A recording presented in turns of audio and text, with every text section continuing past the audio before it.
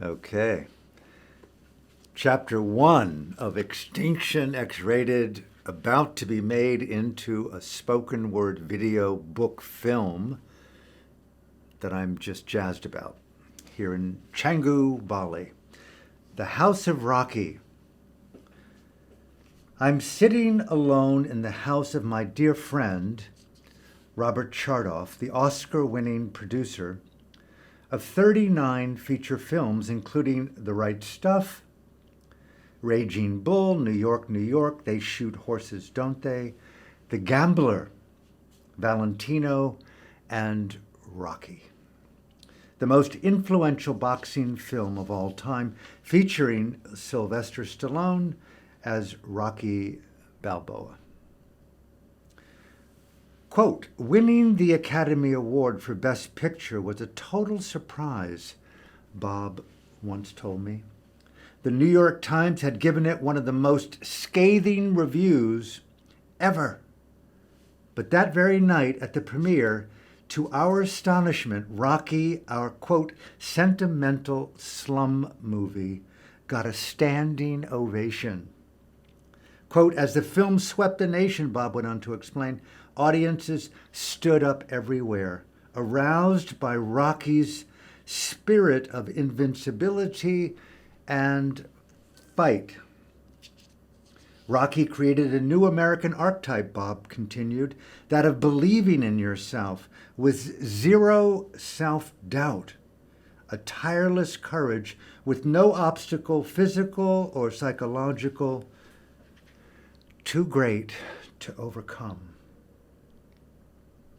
Most of all, Bob would encourage me, fight, Alan, for your dream and never give up. That was the Bob I came to know and so much more. Yet, as I sit in his House of Rocky, in the isolation of mandatory lockdown, with millions of COVID deaths worldwide, I'm devoid of both fight and hope. Ironically, I felt a similar pain at about the same time as Rocky's release when I left this very city of Los Angeles with the intention of ordaining as a Buddhist monk in Burma to enter my own ring and the fight of my life. At the time, there were no other options, so it seemed.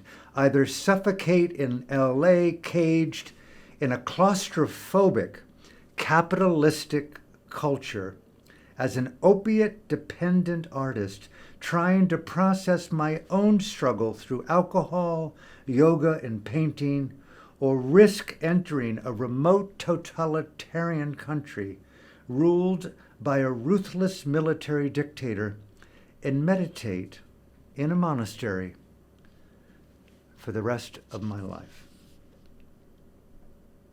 And here it is, nearly 50 years later, after thousands of hours of meditation, mindfulness, and psychedelic-assisted psychotherapy, and the world has only gotten worse, and my life too. As a result of this truth, the options I set forth for myself today are clear. Alan, either find a reason to live or end my life before midnight. Suicide, or mindful euthanasia, as I preferred to call it, has been on my mind for some years now. Beyond the pandemic, mass paranoia, and the porno politics of American psychosis, and the artificial intelligence captivating the organic nature of planet Earth, it's been a tough time. Among the challenges, multiple deaths, both parents only months apart. My beloved meditation teacher, Seda Upandita, after 40 years, passed away. My godmother, whom I adored, my 2 remaining aunts, and 3 best men friends, gone, all unexpectedly. There were other challenges as well. A betrayal and the collapse of a relationship just months before marriage. A thinly veiled death threat, a murder in the family, followed by a suicide with a bullet to the head. A torturous legal battle for access to my daughter, the loss of a lucrative book and film deal canceled based on lies and distortions. A devastating case of the virus, and with it the loss of smell and taste, along with ongoing chest and joint pains, and a debilitating case of spinal osteoporosis, requiring neck and back braces, which I really didn't even know were symptoms of something else at the time. And those sleepless nights, every night, unless I take the fucking meds. Those fucking meds. A prisoner of pharmacy. A prisoner of drugs. In truth, I can manage these annoyances more or less. But the deeper despair was existential and far greater, that of societal collapse and the occupation of organic consciousness with this incredible rollout of artificial intelligence and the near-term extinction on the horizon of our hope, with a blind consumerism everywhere, with the global elites attacking the cells of our consciousness. I couldn't take any more of it. It was either live or die, and tonight was that final decision.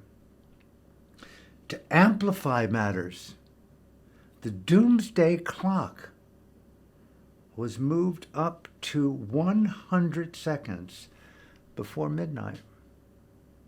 What is the doomsday clock? On their website, we read, founded in 1945 by the University of Chicago scientists who had helped develop the first atomic weapons in the Manhattan Project. The Bulletin of the Atomic Scientists created the doomsday clock 2 years later using the imagery of apocalypse, that of midnight, and the contemporary idiom of nuclear explosion, countdown to zero, to convey threats to humanity and the planet and the future of life. The decision, or to leave in place the minute hand of the doomsday clock, is made every year by the Bulletin's Science and Security Board in consultation with its board of sponsors, which includes 8 Nobel laureates.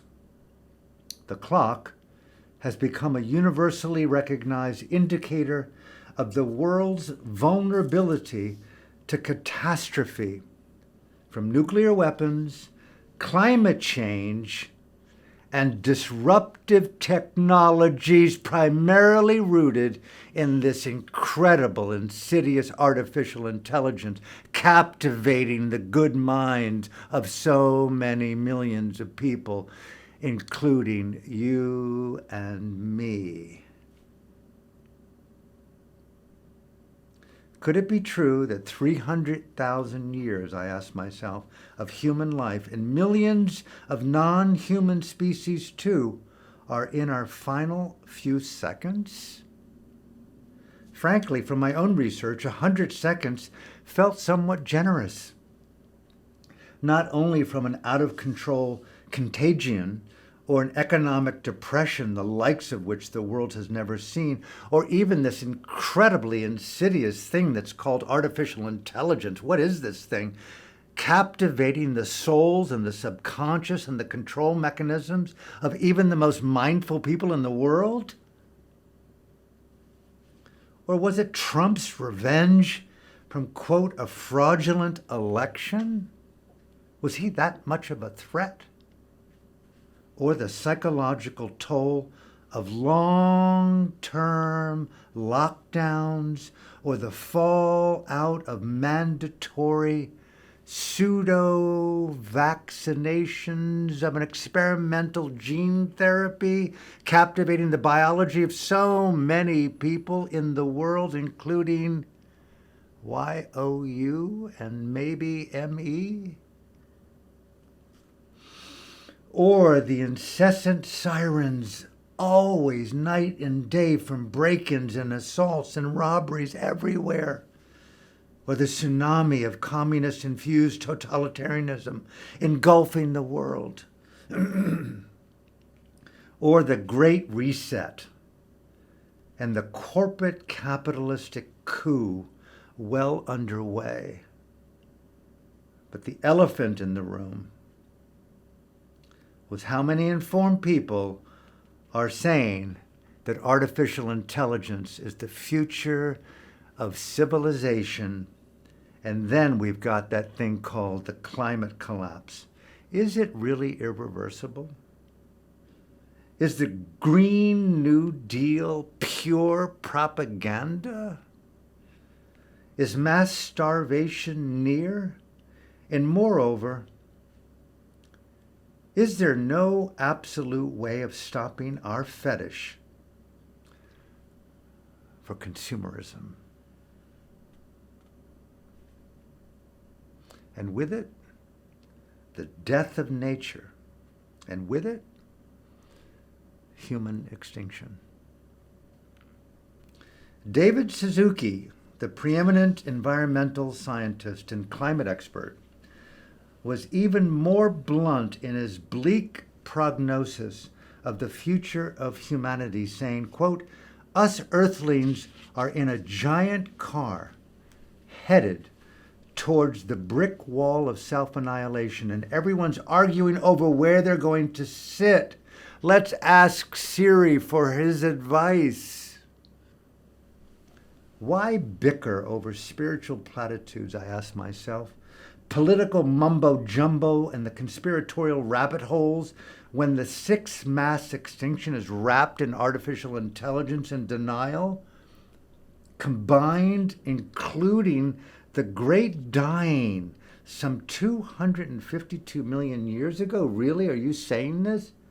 That wiped out 90% of all life? That was just a blink of an eye ago. The existential wall of extinction terrified me, but it was artificial intelligence that petrified my fucking blood. And then envisioning the final dystopian seconds before midnight that compel me to consider my own painless release tonight through mindful euthanasia.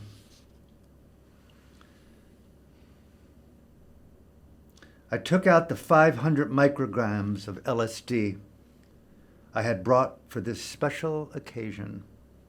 A final fight to possibly lift me higher and give me a sense of hope to carry on, while on the other hand, I took out a perfectly lethal amount of morphine in a clear plastic syringe to take my life, should that be the more enlightened action before the stroke of midnight.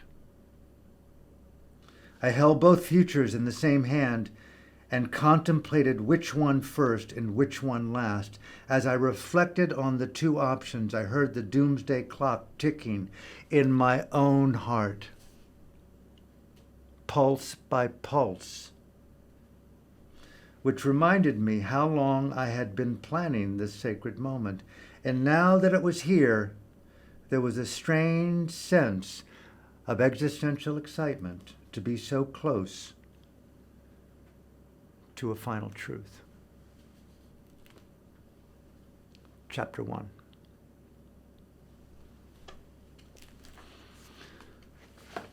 Okay, that's chapter 1. That's the least of the emotions of the whole book. They get so intense. Yeah. So what did you think? What are we doing? How do you feel? Yeah, I really like when you play with your emotion. And You do? Yes. Because I will drop in a way, in tears, movement, And all you- of it. Like a pause. Pausing. Yeah. During the like a pause. So really drop in. Yeah. Study. like it. Beautiful, beautiful. But you feel good about the filming and Yeah. sound is good? Sound is good, but one thing is I need The lighting. filter. Yeah. Okay. Only. So all we're missing is the lighting. Yes. And you feel confident you can correct that? Yeah. Okay. Because Now- we have the filter. You have it. Now, how long in time was that last chapter? 13 minutes. 15, 13. 16, 13. 1 3. 1. 13, 13. Yeah.